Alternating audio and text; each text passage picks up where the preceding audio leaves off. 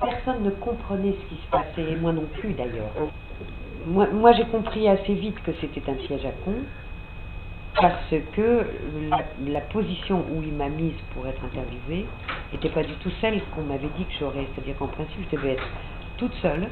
Et puis quand j'ai vu qu'il y avait Alain Prost, j'ai dit, là, il y a quelque chose qui... Mais Ardisson ne peut pas être dans la combine, c'est pas possible. Ou alors, où est-ce que je suis? Alors là, ça devient affolant. Et quand j'ai vu que je passais après Joe Star, là, j'ai vraiment compris que j'étais dans un piège à con. Et je me suis dit, mais là, je ne sais plus qui est qui et qui fait quoi. Et je n'avais qu'une possibilité, c'était de dire toute la vérité, le plus vite possible, et le plus de choses possible. Et surtout, essayer d'aller directement à balancer le plus vite possible pour me protéger.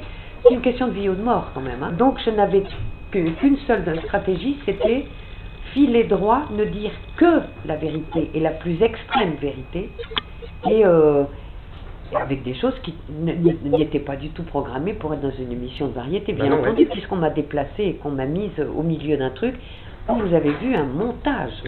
Donc c'était les extraits les plus hallucinés d'une interview qui faisait 28 minutes. Et ça, je ne sais pas combien ça a duré au final, mais un quart d'heure je pense.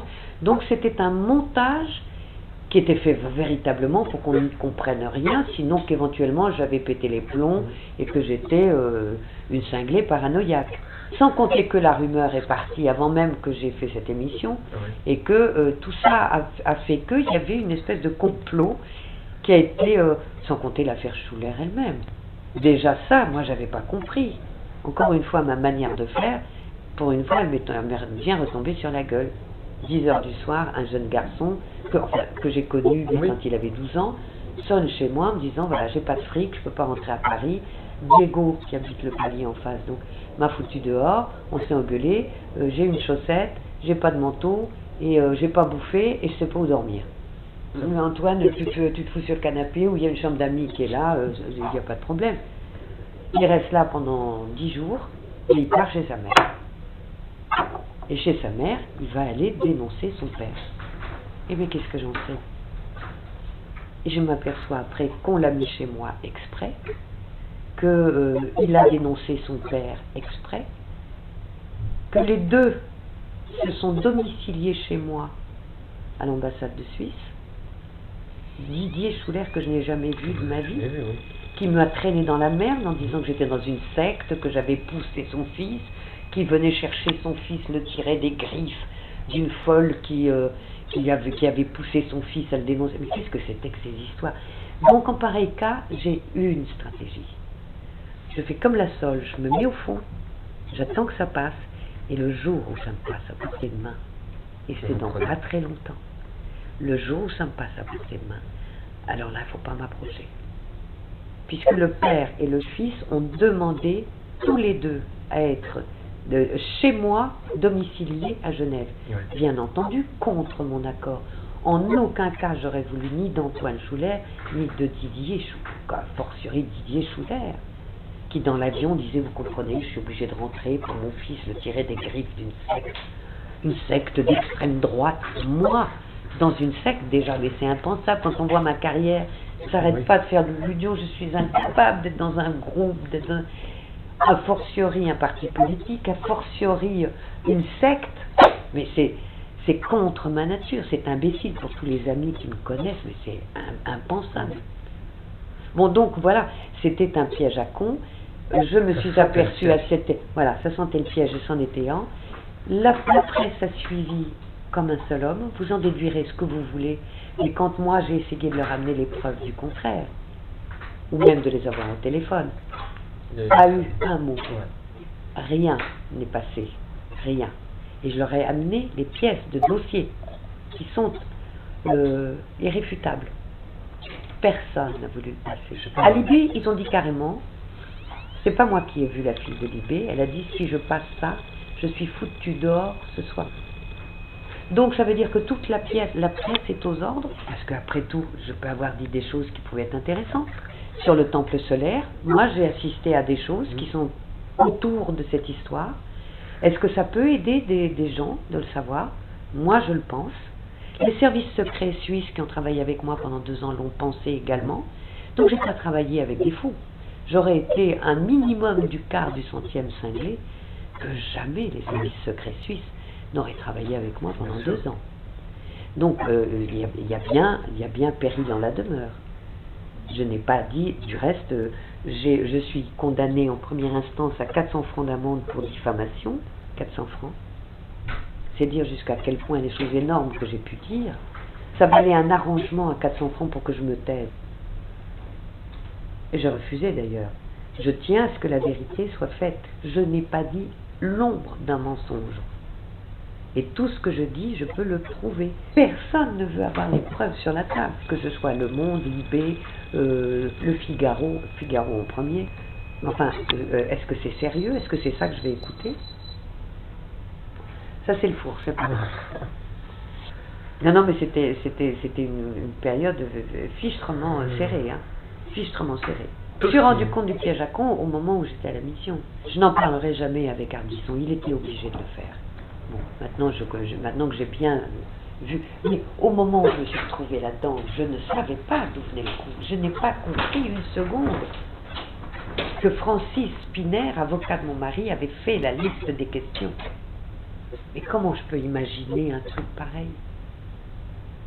Comment je peux imaginer ça? Je connais pas Francis Spinner. C'est l'avocat de Chirac. Mais qu'est-ce que ces gens... Mais pourquoi ils me font un truc comme ça pour me décrédibiliser? Ça veut donc dire, a posteriori, que je sais des choses qui sont pas du tout innocentes. C'est tout ce que ça voulait dire. Ça vous tient toujours à cœur, cette histoire? J'en ai rien à foutre. Si les gens n'ont pas voulu l'entendre, si les gens ne veulent pas savoir, ils vont en avoir les effets aujourd'hui. Et ils les ont déjà, les effets. La France est quasiment en faillite, il ne faut pas se poser la question. Qu'est-ce que c'est devenu? C'est parti où? C'est fait comment? Qui prend les décisions? Tant qu'on n'aura pas la démocratie directe dans ce pays, tant qu'un homme politique a le pouvoir de décréter quelque chose, il est achetable. C'est aussi bête que ça. Et quelquefois, il est acheté. Donc c'est tout ce que j'avais à dire. Hein. Je pense que maintenant tout le monde est assez malin et peut voir les résultats. S'ils veulent savoir, ils ont qu'à me poser les questions, je leur répondrai comme je fais à tout le monde, et je le dis à tout le monde. Toute personne qui veut savoir, je lui dis ce que je sais. Il y avait de quoi avoir peur. Il y avait en plus le fait que j'avais peur physiquement. Je ne sais pas ce qui est devenu Karen Mulder. C'est la même histoire. Elle parlait des mêmes personnes. Sauf qu'on l'a coupé carrément. Alors on lui a fait faire un petit disque pour la tamponner, et depuis, donc elle sait que si jamais elle dit quoi que ce soit de ce qu'elle avait envie de dire à ce moment-là, elle aura un sort encore plus misérable que celui qu'elle a en ce moment. Donc elle a tout intérêt à s'écraser, voilà, c'est tout. Mais elle a fait une tentative. Elle a fait une tentative. Et elle en a payé ce qu'elle en a payé. On l'a amusé, on lui fait en faire un disque, une promo, un truc. Mais attendez, alors tout le monde est dans la combine? Vous répondrez vous-même. Évidemment. Mais moi, personnellement, je n'ai pas l'ombre d'une terreur. Il est évident que de se balader en métro et en patinette n'est pas le moyen le plus normal de se déplacer. Donc mais c'est imparable. Quelqu'un en patinette sur un trottoir en sens interdit, en l'air, je vais casser les genoux. Ma patinette, elle a une force inouïe, elle est en acier, ça fait extrêmement mal. On m'a brûlé ma voiture, portière ouverte, toit ouvrant ouvert, au mois de décembre, arrosé d'essence et cramé complètement. C'est avertissement au propriétaire. La prochaine fois, c'est toi qui es dedans. On a intérêt à faire attention. On a intérêt à regarder à droite et à gauche quand on sort pour savoir si on est suivi, pourquoi on est suivi, faire des mains courantes, j'en ai fait je sais pas combien. Donc je suis prudente, mais pas du tout affolée. Pas du tout, mais pas du tout. Pas du tout. Ça me laisse totalement froide. Et je suis d'un énorme courage physique. Donc voilà, pour m'impressionner ou pour me déstabiliser, il faut vraiment se lever mal. Et c'est vrai que quand on ne comprend pas une situation, pourquoi ce monsieur Schuller, qui sort de je ne sais pas où, va dire que je suis dans une secte d'extrême droite? Mais qu'est-ce que c'est ce truc? Ben bien évidemment, toute cette histoire était montée pour me décrédibiliser. Moi, ça veut dire donc que j'ai en main des choses qui sont extraordinairement importantes. Au jour d'aujourd'hui, ça n'a plus d'intérêt que je le dise. Le mal est fait. Et il fallait me décrédibiliser. Voilà, l'ordinateur m'a été dérobé par Canal+. Ils m'ont dit, on a des spécialistes pour aller rechercher parce qu'il faut des trucs, comme c'est un ordinateur très ancien qui date de 75, 85, je sais plus. Donc il faut aller chercher. Je m'en foutais, j'avais déjà les copies. Et je voulais voir ce qu'ils allaient en faire. Donc qu'est-ce qu'ils ont fait? Ils ont parti avec, j'ai plus jamais eu de nouvelles. Donc Canal+, ça va, je sais qui c'est. Et j'ai eu Yves Boisset qui est venu me voir au Canada, récemment, hein, pour me faire dire des choses. Et puis il a fini par me dire qu'effectivement il travaillait pour Canal+. Je dis bon, ça va, donc c'est pas la peine. Donc on voit qu'à tous les niveaux, tout le monde est au courant. Je vais impressionner personne. Mais personne ne veut parler. Bien entendu, ils ont un intérêt à ce que personne ne parle. Et qu'on soit obligé d'avoir des mesures drastiques parce que le gouvernement n'a pas assez d'argent pour payer les agios, des dettes que l'on a. La dette de la France est colossale. Un des pays les plus riches du monde, on est au 14e rang aujourd'hui. Qu'est-ce que c'est que cette histoire? Où est-ce que c'est passé? Enfin, c'est évident. Il y avait, il n'y a plus. C'est bien aller quelque part. Alors c'est exactement ça que je disais. Et qui en profite? Et quelle est l'organisation? Parce que là, il s'agit d'une secte. Quelle est l'organisation qui organise ça? C'est aussi bête que ça. Alors bon, bien entendu, il fallait me faire passer pour folle, il fallait me décrédibiliser, c'était simple. J'ai été à 2 doigts d'être mise en examen. Toutes les semaines, j'étais chez un juge. Non, mais ils m'ont emmerdé comme c'est à peine permis. En espérant que j'allais faire une dépression nerveuse. Mais ils me connaissent ou quoi? Ils m'ont vu. C'est ridicule. Mais c'est vrai que très souvent, j'ai eu peur de me retrouver au trou, carrément. Bon, au jour d'aujourd'hui, là, c'est en train de revenir, où finalement les tribunaux, les uns après les autres, se rendent compte qu'il y a des pièces effarantes dans mes dossiers. Il y a des pièces effarantes. Pourquoi personne ne bouge? Alors je pense qu'il ne pourrait pas dire le quart du centième de ce que j'ai dit là. De toute façon, c'est pas la chose. Mais bon, voilà, donc voilà l'explication. Je suis très loin d'être folle, mais très loin. Qu'une solution, c'était effectivement balancer. Au moins qu'on ne me retrouve pas anonymement avec une crise cardiaque soi-disant et une étiquette au doigt de pied. Je veux dire, si jamais il m'arrive quelque chose, vous saurez. Donc déjà ça m'a concerné en vie. Bon, cela dit, je peux toujours craindre un accident d'avion, un accident de train. Je peux toujours... voiture, on a essayé 5 fois. J'ai même été poursuivi par un hélicoptère dans un champ. Et il y avait 3000 personnes qui regardaient. Et tout le monde a cru que je tournais un film.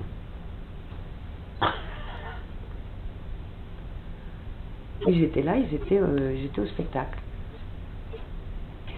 C'est hallucinant. C'est hallucinant un truc comme ça. J'aurais pas eu un témoin avec moi, j'aurais jamais osé en parler. J'aurais jamais, on aurait dit, là, vous voyez bien qu'elle est piquée quand même. Non, j'ai un témoin, lui, il était terrorisé. Alors. Il m'a dit, j'aurais jamais imaginé un truc pareil, c'est fou. Et l'OTS, on va mettre un chapeau par-dessus, on ne saura jamais, ils se sont suicidés, avec 9 balles dans le corps. Ça fait 54 morts. Moi, je peux pas me taire, là. Des enfants, là-dedans, il y en a. Je dis, qu'est-ce que c'est que cette boucherie? Oh, du pognon. Oui, il faut toujours chercher ça au jour d'aujourd'hui. Quel est l'intérêt, quel est l'argent? Et à partir d'une certaine somme, on peut tuer 100 personnes. mais sans l'ombre d'une hésitation. Alors, un coup c'est en Égypte, un coup c'est en Angleterre, un coup c'est en Suisse, un coup c'est une secte, ou bien c'est un attentat, ou bien c'est... non, rien à foutre. Rien à foutre. Mais c'est parfaitement logique. Alors il y a 10 ans, quand j'ai commencé à comprendre et que je racontais, on s'est dit elle est folle. Mais il y a peut-être 10%. Ça a commencé comme ça. Puis j'annonçais les choses qui devaient se passer. Quand moi j'avais compris qui était qui, et quand je voyais une personne dans une société, je disais, voilà ce qui va se passer d'ici 2 ans. 2 ans plus tard, ça arrivait. Je disais, c'est bizarre, parce que quand même, bon, c'est le hasard, c'est une coïncidence, elle l'a dit, mais c'est une coïncidence. Puis ça fait 10 ans que ça dure. Où régulièrement j'annonce les catastrophes boursières, ou les catastrophes de personnes, ou j'annonce à l'avance. Je ne lis pas dans les cartes. Et tout simplement à partir du moment où je vois 3 personnes qui sont autour d'une société ou autour d'une personne, je dis celui-là, il en a pas pour longtemps. Moi je me suis posé la question à un moment donné aussi, j'ai été en Suisse et je dis attends, il faut faire des trucs parce que ce qui m'arrive est tellement hallucinant que je dois, même moi je me suis posé la question en me disant je dois en rajouter ou je dois faire des connexions qui n'ont pas lieu d'être. Donc j'ai fait tous les examens possibles et imaginables. Il m'a dit ma pauvre madame, vous êtes anormalement normale. Vous êtes anormalement les pieds sur terre. Ce que vous voyez, vous le voyez, ce que vous comprenez, vous le comprenez. Ça m'a fait du bien quand même d'aller pouvoir en parler à des gens qui ne m'ont pas prise pour une folle. Ça fait un sprousse de tous les diables, parce que à mon procès, j'ai convoqué le chef des services secrets suisses, qui est une personne tout à fait anonyme, qui ne doit jamais apparaître. Donc je le cite en nom. Et je lui demande de venir témoigner de l'interrogatoire qu'il m'a fait passer. Il est venu? Pas encore. Mais ces 4 collaborateurs sont venus. Pour dire qu'effectivement, on avait travaillé ensemble pendant 4 ans. Et vous faites pas peur? Mais pas du tout. Je préfère savoir la vérité et savoir qui est qui. Ce qui m'étonne, c'est que les gens n'aient pas peur de ne pas comprendre ce qui se passe autour d'eux. Ils ne comprennent pas. Portière ouverte, toit ouvrant ouvert, mois de décembre, arrosé d'essence et cramé complètement. C'est avertissement au propriétaire. La prochaine fois, c'est toi qui es dedans. On a intérêt à faire attention. On a intérêt à regarder à droite et à gauche quand on sort pour savoir si on est suivi, pourquoi on est suivi, faire des mains courantes. J'en ai fait je sais pas combien. Donc je suis prudente, mais pas du tout affolée. Pas du tout. Mais pas du tout. Pas du tout. Ça me laisse totalement froide. Et je suis d'un énorme courage physique. Donc voilà, pour m'impressionner ou pour me déstabiliser, il faut vraiment se lever mal. Et c'est vrai que quand on ne comprend pas une situation, pourquoi ce monsieur Schuller qui sort de je ne sais pas où va dire que je suis dans une secte d'extrême droite? Mais qu'est-ce que c'est ce truc? Ben, bien évidemment, toute cette histoire était montée pour me décrédibiliser. Moi, ça veut dire donc que j'ai en main des choses qui sont extraordinairement importantes. Au jour d'aujourd'hui, ça n'a plus d'intérêt que je le dise. Le mal est fait. Et il fallait me décrédibiliser. Voilà, l'ordinateur m'a été dérobé par Canal+. Ils m'ont dit, on a des spécialistes pour aller rechercher parce qu'il faut des trucs, comme c'est un ordinateur très ancien qui date de 75, 85, je sais plus. Donc il faut aller chercher. Je m'en foutais, j'avais déjà les copies. Et je voulais voir ce qu'ils allaient en faire. Donc qu'est-ce qu'ils ont fait? Ils ont parti avec, j'ai plus jamais eu de nouvelles. Donc Canal+, ça va, je sais qui c'est. Et j'ai eu Yves Boisset qui est venu me voir au Canada, récemment, hein, pour me faire dire des choses. Et puis il a fini par me dire qu'effectivement il travaillait pour Canal+. Je dis bon, ça va. Donc c'est pas la peine. Donc on voit qu'à tous les niveaux, tout le monde est au courant. vais impressionner personne. Mais personne ne veut parler. Bien entendu, ils ont un intérêt à ce que personne ne parle. Et qu'on soit obligé d'avoir des mesures drastiques parce que le gouvernement n'a pas assez d'argent pour payer les agios des dettes que l'on a. La dette de la France est colossale. Un des pays les plus riches du monde, on est au 14e rang aujourd'hui. Qu'est-ce que c'est que cette histoire? Où est-ce que c'est passé? Enfin, c'est évident. Il y avait, il n'y a plus. C'est bien aller quelque part. Alors c'est exactement ça que je disais. Et qui en profite? Et quelle est l'organisation? Parce que là, il s'agit d'une secte. Quelle est l'organisation qui organise ça? C'est aussi bête que ça. Ou même de les avoir au téléphone. Pas eu un mot. Rien n'est passé. Rien. Et je leur ai amené les pièces de dossier qui sont irréfutables. Personne n'a voulu le passer. À Libé, ils ont dit carrément, c'est pas moi qui ai vu la fille de Libé, elle a dit si je passe ça, je suis foutue dehors ce soir. Donc ça veut dire que toute la presse est aux ordres, parce qu'après tout, je peux avoir dit des choses qui pouvaient être intéressantes. Sur le temple solaire, moi j'ai assisté à des choses qui sont autour de cette histoire. Est-ce que ça peut aider des gens de le savoir? Moi je le pense. Les services secrets suisses qui ont travaillé avec moi pendant 2 ans l'ont pensé également. Donc j'ai pas travaillé avec des fous. J'aurais été un minimum du quart du centième cinglé que jamais les services secrets suisses n'auraient travaillé avec moi pendant 2 ans. Donc il y a bien péril en la demeure. Je n'ai pas dit, du reste, je suis condamné en première instance à 400 francs d'amende pour diffamation, 400 francs. C'est dire jusqu'à quel point les choses énormes que j'ai pu dire, ça valait un arrangement à 400 francs pour que je me taise. Et je refusais d'ailleurs. Je tiens à ce que la vérité soit faite. Je n'ai pas dit l'ombre d'un mensonge. Et tout ce que je dis, je peux le prouver. Personne ne veut avoir les preuves sur la table, que ce soit Le Monde, Libé, Le Figaro en premier. Enfin, est-ce que c'est sérieux? Est-ce que c'est ça que je vais écouter? Ça c'est le four, je sais pas. Non, mais c'était une période fichtrement serrée, hein. Fichtrement serrée. Je me suis rendu compte du piège à con au moment où j'étais à la mission. Je n'en parlerai jamais avec Ardisson, il était obligé de le faire. Bon, maintenant que j'ai bien vu, mais au moment où je me suis retrouvée là-dedans, je ne savais pas d'où venait le coup. Je n'ai pas compris une seconde que Francis Spinner, avocat de mon mari, avait fait la liste des questions. Mais comment je peux imaginer un truc pareil? Comment je peux imaginer ça?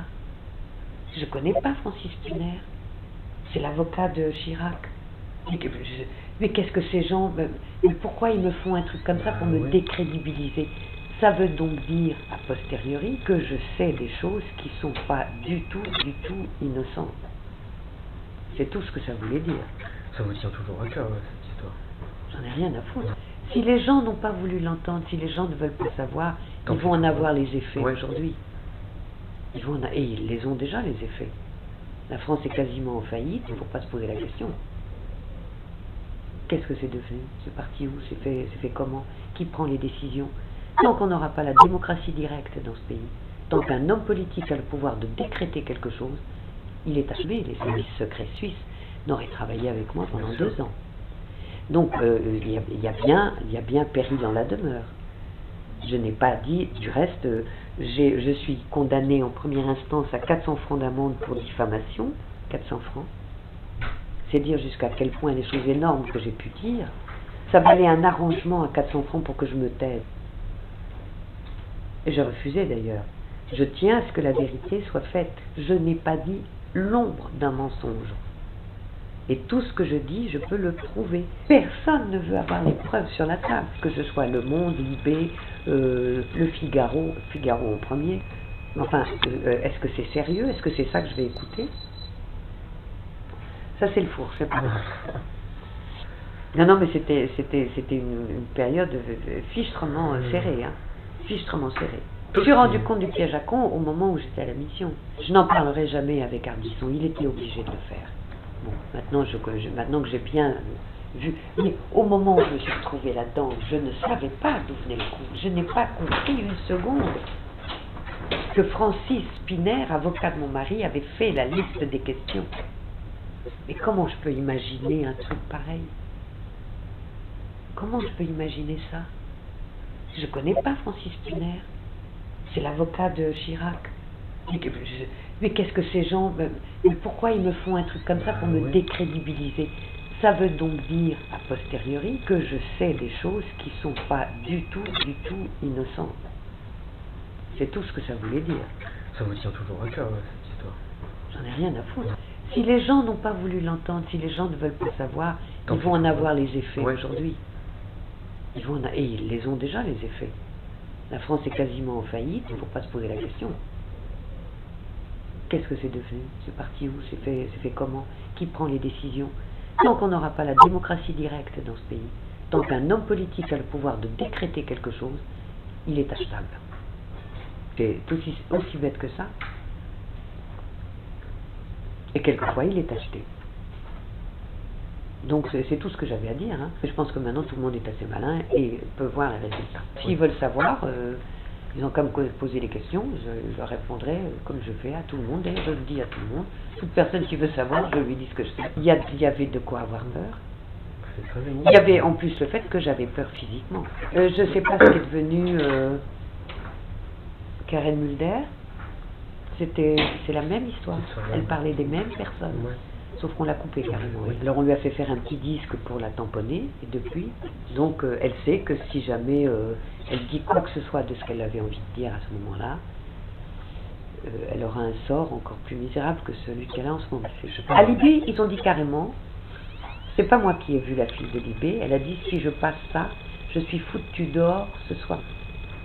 Donc ça veut dire que toute la presse est aux ordres, parce qu'après tout, je peux avoir dit des choses qui pouvaient être intéressantes. Sur le temple solaire, moi j'ai assisté à des choses qui sont autour de cette histoire. Est-ce que ça peut aider des gens de le savoir? Moi je le pense. Les services secrets suisses qui ont travaillé avec moi pendant 2 ans l'ont pensé également. Donc j'ai pas travaillé avec des fous. J'aurais été un minimum du quart du centième cinglé que jamais les services secrets suisses n'auraient travaillé avec moi pendant 2 ans. Donc il y a bien péril en la demeure. Je n'ai pas dit, du reste, je suis condamné en première instance à 400 francs d'amende pour diffamation, 400 francs. C'est dire jusqu'à quel point les choses énormes que j'ai pu dire, ça valait un arrangement à 400 francs pour que je me taise. Et je refusais d'ailleurs. Je tiens à ce que la vérité soit faite. Je n'ai pas dit l'ombre d'un mensonge. Et tout ce que je dis, je peux le prouver. Personne ne veut avoir les preuves sur la table, que ce soit Le Monde, Libé, Le Figaro en premier. Enfin, est-ce que c'est sérieux? Est-ce que c'est ça que je vais écouter? Ça, c'est le four, je sais pas. Non, mais c'était une période fichtrement serrée, hein. Fichtrement serrée. Je me suis rendu compte du piège à con au moment où j'étais à la mission. Je n'en parlerai jamais avec Ardisson, il était obligé de le faire. Bon, maintenant que j'ai bien vu, mais au moment où je me suis retrouvée là-dedans, je ne savais pas d'où venait le coup. Je n'ai pas compris une seconde que Francis Spinner, avocat de mon mari, avait fait la liste des questions. Mais comment je peux imaginer un truc pareil? Comment je peux imaginer ça? Je ne connais pas Francis Spinner. C'est l'avocat de Chirac. Mais qu'est-ce que ces gens... Mais pourquoi ils me font un truc comme ça pour me décrédibiliser? Ça veut donc dire, a posteriori, que je sais des choses qui sont pas du tout innocentes. C'est tout ce que ça voulait dire. Ça vous tient toujours à cœur, cette histoire. J'en ai rien à foutre. Si les gens n'ont pas voulu l'entendre, si les gens ne veulent pas savoir, ils vont en avoir les effets aujourd'hui. Et ils les ont déjà, les effets. La France est quasiment en faillite, il ne faut pas se poser la question. Qu'est-ce que c'est devenu? C'est parti où? C'est fait comment? Qui prend les décisions? Tant qu'on n'aura pas la démocratie directe dans ce pays, tant qu'un homme politique a le pouvoir de décréter quelque chose, il est achetable. C'est aussi bête que ça. Et quelquefois, il est acheté. Donc c'est tout ce que j'avais à dire. Hein. Je pense que maintenant tout le monde est assez malin et peut voir les résultats. S'ils veulent savoir...